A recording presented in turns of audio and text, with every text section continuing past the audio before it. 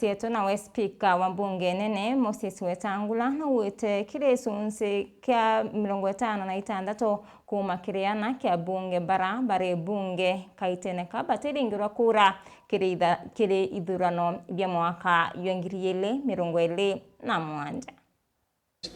Our attrition rate is 56%. So as we sit here, at least 56% will not see the inside of Parliament next Parliament. And we want to make sure that there must be life, and good life. You've seen the challenges that have gripped the African continent. All countries going to elections are on tenterhooks. Let's, for a change, go to the next elections in the mood that we had in this country in 2002, where after elections, President Kibaki's election was hailed as ushering in Kenyans as the most hopeful people on earth. And I'm sure we can recreate that.